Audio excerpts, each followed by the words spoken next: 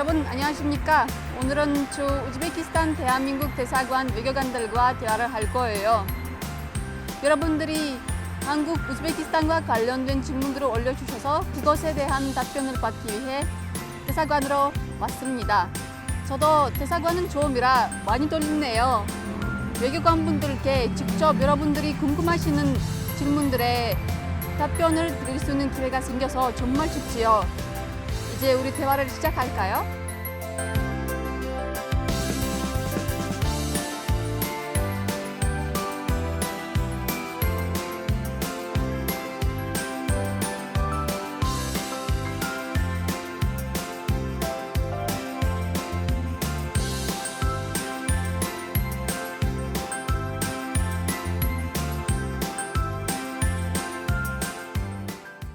참사관님 안녕하세요. 안녕하세요. 엘미라 라카키님께서 질문을 하셨습니다. 네. 안녕하세요. 저는 카자크 국립대학생입니다. 외교관은 어떤 능력이 필요한지 그리고 꼭 필요한 외교관 능력은 무엇인지 알고 싶습니다. 예, 저는 대사관에서 근무하고 있는 윤지환 참사관입니다. 저는 작년 8월부터 근무했고요. 제가 담당하고 있는 업무는 한국과 우즈베키스탄의 양자 관계, 그다음에 한국과 우즈베키스탄의 의회 관계, 그다음에 그 외에 우즈베키스탄이 다른 국제기구나 아니면 다른 나라와의 관계에 대해서 하는 것도 관심 있게 보고 관찰하고 보고하는 역할을 하고 있습니다. 네, 외교관으로서 어떤 능력이 필요한지 뭐 여러 가지 생각이 있을 수 있는데 저는 개인적으로 한 두 가지가 필요하다고 생각하는데요. 첫 번째는 사교성, 두 번째는 언어 능력이라고 생각합니다. 사교성은 우리 외교관들은 계속 2년이나 3년 단위로 계속 나라를 옮겨 다니거든요. 그래서 저희가 만나는 사람의 대부분은 처음 만나는 사람인 경우가 많아요. 그건 보통 사람하고 좀 다른 경우죠. 보통 사람은 친구 위주로 만나기 때문에 만나는 사람을 계속 만나지만 저희는 처음 만나는 사람이 많기 때문에 특히 처음 만나는 사람하고 어떻게 편하게 지낼 수 있느냐가 되게 중요하거든요. 그렇지 않으면 외교관 생활할 때 많이 힘듭니다. 그리고 그 상대편도 좀 힘들고요. 두 번째는 이제 언어 능력인데 우리가 자기 나라에서만 살고 있으면 자기 나라 말만 하지만 보통은 만나는 사람들이 대부분이 또 외국인입니다. 그래서 외국인들하고 의사소통을 하려면 자기 나라 말 위에 다른 나라 언어를 쓸 수 있는 게 중요하거든요. 그래서 그 언어 능력, 그러니까 다시 말씀드리면 첫 번째는 사교성, 두 번째는 언어 능력이 중요한 요건이라고 생각합니다. 그리고 두 번째 질문하신 어떤 언어가 가장 중요한지에 대해서 말씀하셨는데 사람마다 차이는 있겠지만 한국 외교관 같은 경우는 대부분 근무했던 곳에서 다시 근무하는 경우는 많지 않고요. 그렇기 때문에 여러 나라 언어를 아주 잘하면 좋겠지만 사람의 능력이 제한이 있으니까 그 중에서 꼭 필요한 언어를 한다면 사람들이 가장 많이 쓰고 그 다음에 가장 널리 사용되는 언어인 영어가 가장 중요하다고 생각하고요. 그 다음에 추가적으로 이제 유엔에서 쓰고 있는 여러 가지 공용어가 있는데 그 중에서 이제 러시아어나 중국어나 아랍어나 뭐 프랑스어나 그 다음에 스페인어 등이 있는데 그런 언어를 한 가지 더 습득하면 좋다고 생각이 되고 저 개인적으로는 어디 가서 근무를 하든지 간에 그 나라 언어를 제가 완벽하게 할 수는 없지만 어느 정도는 항상 배우려고 노력을 합니다. 그러면 그렇게 함으로써 이제 상대방 문화와 언어에 대해서 제 나름의 이제 존경감을 표시할 수 있는 거고요. 그 다음에 또 다 알아듣지는 못하지만 조금이라도 알아들으면 그 전혀 못 알아듣는 거랑 또 다른 느낌이 있거든요. 그래서 그렇게 생각합니다. 네. 연사님 안녕하세요. 안녕하세요. 네, 반갑습니다. 저는 우즈베키스탄 대사관에 근무하는 구광일 영사라고 합니다. 저는 고려인 동포 관련 업무를 주로 하고 있고요. 기타 우리 한국 여기 제외국민들을 위해서 여러 가지 민원 서비스 업무를 하고 있습니다. 그리고 제일 중요한 한국 여권 관련 업무도 담당을 하고 있습니다. 이렇게 만나 뵙게 돼서 반갑습니다. 반갑습니다. 네. 더시티무로프 바룹께서는 질문을 하셨습니다. 존경하는 주 우즈베키스탄 대한민국 대사관 외교관 분들께서는 어느 나라에서 근무하셨습니까? 우즈베키스탄에서 근무하는 곳이 어떻습니까? 우즈벡에 대해 어떤 감동을 받으셨습니까? 저는 지금 우즈베키스탄이 네 번째 대사관 근무를 하고 있는데요. 제일 처음에 갔던 데는 벨라루스라는 국가에서 첫 번째 공관 근무를 했고요. 두 번째가 시드니, 그 다음에 네팔, 그 다음에 우즈베키스탄 네 번째 공관에서 근무를 하게 됐습니다. 그리고 저희 여기 여러 부처에서도 나와 계시고 외교부 출신들도 많으신데 각자 커리어가 굉장히 달라요. 그래서 저 같은 경우에는 주로 이제 러시아어를 조금 할 줄 알고요. 그 다음에 이제 CIS 지역에 굉장히 관심이 많고 특히 우즈베키스탄에는 아주 관심이 많아서 항상 오고 싶었던 곳인데 이렇게 일하게 돼서 정말 영광입니다. 저희 대사관의 다른 외교관 분들도 여러 나라들에서 근무하신 분들이 많습니다. 그래서 영국의 헝가리에서 근무하신 분도 계시고 또 뭐 다른 여러 나라들에서 근무하신 분들이 많습니다. 그래서 우즈베키스탄에서 근무하고 사는 데 있어서는 굉장히 좋은 여건인 것 같아요. 저희 거의 한 180여 개의 대사관들이 있는데 우즈베키스탄은 굉장히 인기가 좋습니다. 왜냐하면 맛있는 음식도 많고 생활도 굉장히 편리하고 그리고 무엇보다 치안도 안정적이고 그리고 가장 중요한 거는 우즈베키스탄 사람이 친절하고 굉장히 한국하고 관계가 좋기 때문에 다들 우즈베키스탄에 근무를 하고 싶어 합니다. 그리고 또 저 같은 경우에는 이제 우즈베키스탄에서 감동 뭐 이런 것보다는 전 아주 오래 전에 지금 한 2003년이니까 한 17년 전에 우즈베키스탄에 인연을 맺게 된 계기가 있었는데요. 저는 세계경제외교대학교에서 코이카 봉사단원으로 와서 한국어 선생님을 좀 했었어요. 그래서 그때 제가 가르쳤던 많은 제자들이 아직도 우즈베키스탄 사회 곳곳에서 중요한 역할을 하고 있고 굉장히 그게 뿌듯하고요. 가끔 요즘 제 만나면 굉장히 옛날 얘기도 하고 하는데 정말 많은 분들이 그 우즈베키스탄에 와서 근무를 하고 싶어 하고 또 저는 지금 여기 와서 근무를 하고 있지만 우즈베키스탄은 저한테 제2의 고향 같이 따뜻하고 언제나 보면 흐뭇한 곳이기도 합니다. 앞으로 저도 이제 계속 우즈벡을 떠나더라도 한국과 우즈베키스탄이 더욱 더 친해지고 우리 한국 사람, 우즈벡 사람들이 더욱 가까워질 수 있도록 항상 최선을 다해서 노력하겠습니다. 이렇게 만나 뵙게 돼서 반갑습니다. 감사합니다. 답을 해주셔서 감사합니다. 네. 서기관님 안녕하세요. 예, 안녕하세요. 주 우즈벡 한국 대사관에서 경제 업무 담당하고 있는 송영진입니다. 반갑습니다. 첫 번째 질문은 브라노바 베르자님께서 하셨습니다. 우즈베키스탄에서 한국으로 수출하는 제품 품목이 궁금하는데요. 원래 한국에서 우즈벡으로 수출이 많은데 혹시 반대로 한국으로 우즈벡 제품의 수입이 늘고 있는지를 더 알고 싶습니다. 체크할 수 있다면 어디에서 할 수 있는지도 궁금합니다. 질문하신 것처럼 양국 간에는 교역이 꾸준하게 증가하고 있습니다. 특히 최근에 우즈벡 정부가 과감한 경제 개혁하고 시장 개방을 이제 추진하면서 교역이 점점 더 늘어나고 있고요. 우즈벡에서 한국으로는 석류라든가 체리 같은 농산물을 비롯해서 면펄프 같은 섬유 제품 등 다양한 제품이 지금 수출이 되고 있습니다. 다만 최근에는 코로나 때문에 약간 교역이 줄고는 있는데 향후 코로나가 극복이 되고 나면 양국 간 교역이 더 활발하게 늘어날 것으로 기대가 됩니다. 그리고 양국 간 무역 통계 관련된 어떻게 찾을 수 있는지 문의를 하셨는데요.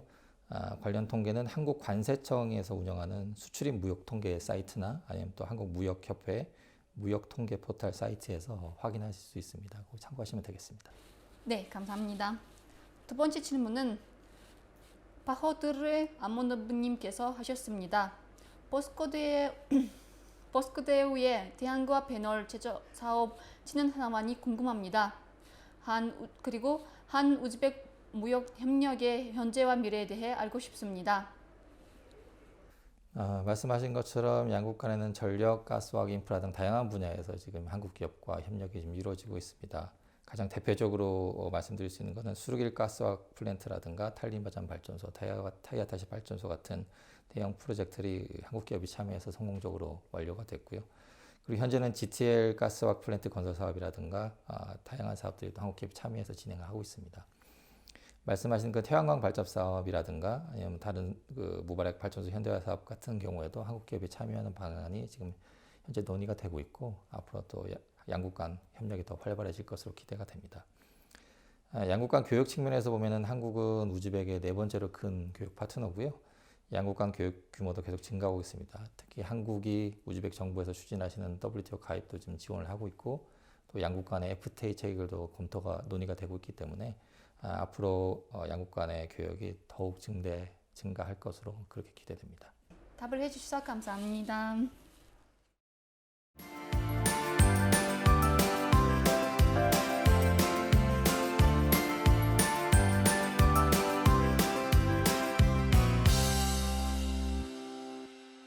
안녕하십니까. 저는 주 우즈베키스탄 대한민국 대사관 경찰 영사 김문재 영사라고 합니다. 반갑습니다.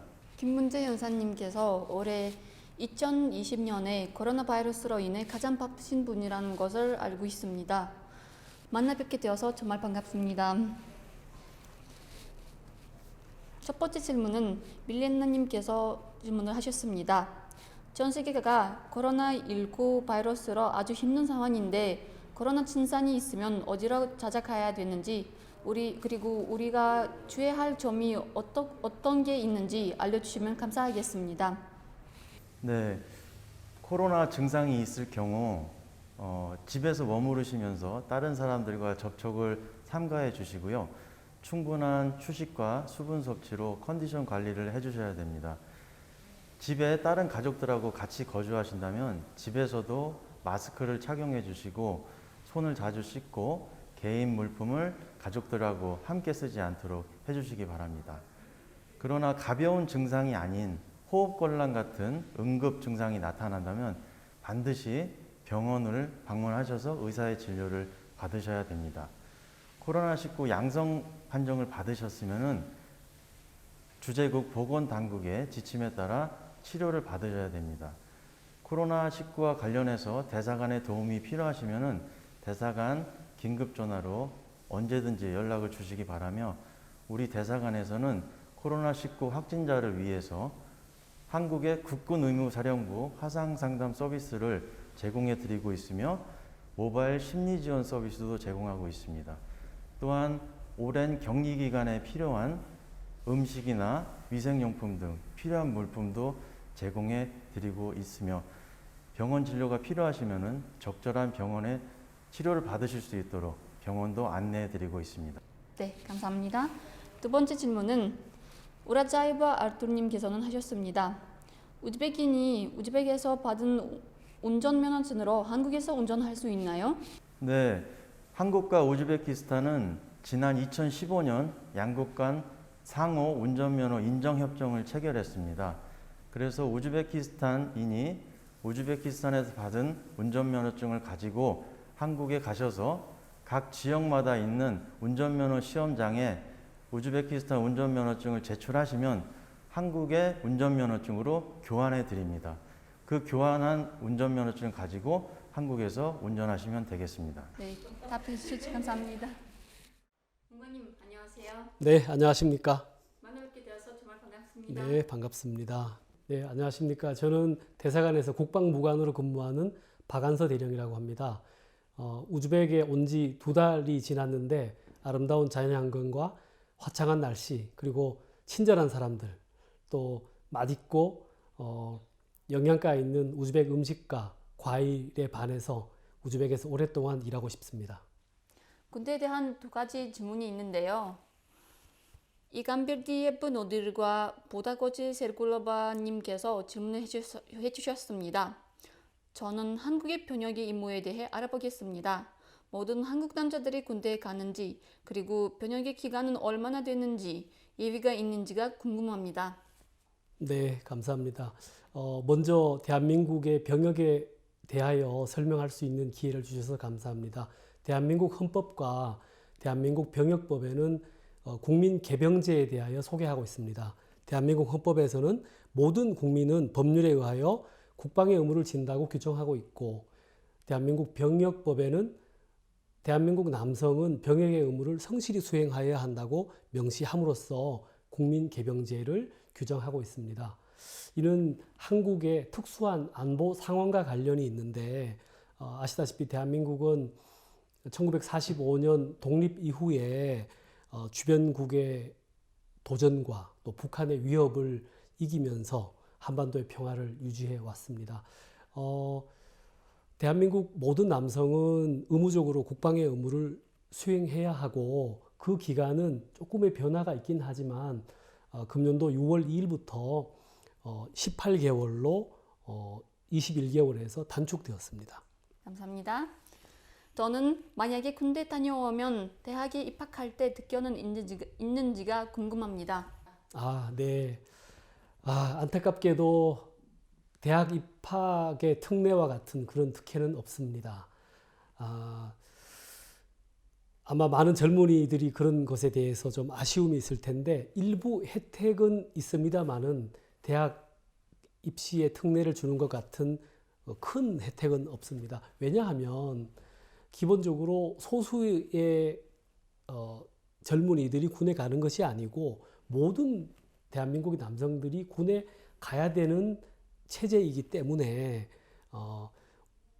가지 않은 경우에 처벌은 받을 수 있지만 간다고 해서 특별한 혜택은 없는 상황입니다. 그러나 이것이 대한민국 젊은 남성들에게 굉장한 부담이 되는 건 사실이지만 이들의 헌신과 충성심이 모여서 지금의 부강한 대한민국을 만들 수 있었다고 생각합니다. 그리고 많은 사람들이 저를 비롯해서 많은 사람들이 우리 젊은 이들의 헌신과 충성에 대하여 감사한 마음을 가지고 있습니다. 네, 답을 해주셔서 감사합니다. 네, 감사합니다. 서경원님 안녕하세요. 안녕하세요. 저는 주 우즈베키스탄 대한민국 대사관에서 운영 지원 업무를 담당하고 있는 강유민 이등석 기관입니다. 반갑습니다. 하히라히께서는 질문을 하셨습니다. 제가 울산대학교에서 국제관계 전공으로 공부하고 있는 2학년 대학생입니다. 제가 앞으로 울산대학교를 졸업한 후에 한국에 있는 대사관에서 일하려고 합니다. 그래서 제가 요즘 열심히 공부하고 있습니다. 제가 앞으로 대사관 같은 곳에서 일하기 위해서 어떤 부분들을 집중적으로 배워야 합니까? 어떻게 하면 일할 수 있습니까? 앞으로 한국에서 계속 일하기 위해서 어떤 능력을 향상시켜야 합니까? 네, 한 우즈베키스탄 대사관에서 일을 하시고 싶으신 거잖아요. 일단은 이제 그쪽에는 그쪽 나름대로의 그런 채용 기준이 있겠지만 저희 우리 주 우즈베키스탄 대한민국 대사관 기준으로 제가 말씀드려 볼게요. 대사관에서 일을 한다는 건 두 가지 역할을 할 수 있는 것 같아요. 첫 번째는 외교관으로서 대사관에서 일을 하는 거고, 다른 한 가지는 행정직원으로서 일을 하는 건데, 제 생각엔 아마 외교관이 되려면 어떻게 해야 되는지는 다른 분들이 이미 많이 설명을 해주셨을 것 같아서 제 업무랑 좀 관련이 있는 행정직원으로서 일을 하려면 어떻게 해야 되는지 제가 말씀드려 볼게요. 행정직원이라는 거는 외교 업무가 원활하게 이루어질 수 있도록 이렇게 지원을 하는 대사관의 그 외교 업무가 어떻게 원활하게 이루어질 수 있도록 지원하는 그런 역할을 하시는 분들인데요. 일단 그렇게 하기 위해서 제가 생각할 때 중요한 거 두 가지는 언어 능력이랑 그리고 그 양국 간의 문화와 그 차이를 이해하고 있는 그런 능력인 것 같아요. 그래서 언어 능력을 먼저 말씀을 드리면 일단 그 외교 업무를 할 때 필요한 여러 가지 소통들이 있잖아요. 뭐 문서로 하든 전화로 하든 이렇게 만나서 대면으로 하든 그때 필요한 정보를 정확하게 주고받을 수 있을 정도의 읽기, 듣기, 쓰기, 말하기 능력을 가지고 있으면 좋을 것 같고요. 그리고 필요하면 통역이나 정식으로 통역이나 번역을 할 수 있을 정도의 실력을 갖추는 것도 되게 도움이 많이 될 것 같아요. 그리고 문화를 이해한다는 건 어떤 의미냐 하면 이제 외교 업무라는 게 그러니까 결국 사람이 하는 국가 대 국가의 그런 업무잖아요. 그러다 보니까 그냥 단순히 이런 기계적인 소통을 넘어서서 사람과 사람 사이에 이제 소통할 수 있는 그런 능력을 그 소통을 원활하게 하려면 문화적인 이해를 바탕으로 이렇게 이제 일을 진행하면 좀 일이 매끄럽게 진행될 수가 있어서 이제 그 단순히 뭐 한국에 대한 관심 가정뿐만 아니라 본인 나라 우즈벡에 대한 이해나 이런 것들도 잘 알고 있고 한국과 우즈벡이 어떤 면에서 똑같은지 어떤 면에서 차이가 나는지 이런 걸 잘 이해하고 있는 게 도움이 많이 될 것 같습니다. 그리고 이런 그냥 단순한 능력들도 되게 중요하지만 뭐 본인이 맡은 업무를 적극적으로 끝까지 해내는 책임감 그리고 긍정적인 마음가짐 이런 것들도 되게 도움이 될 것 같습니다. 대사관에서 일하시고 싶은 분들께 도움이 될 것 같습니다. 그리고 오늘은 제일 만나보고 싶은 분은 사실은 서기관님이신데요. 저는 개인적인 질문이 하나 있는데요.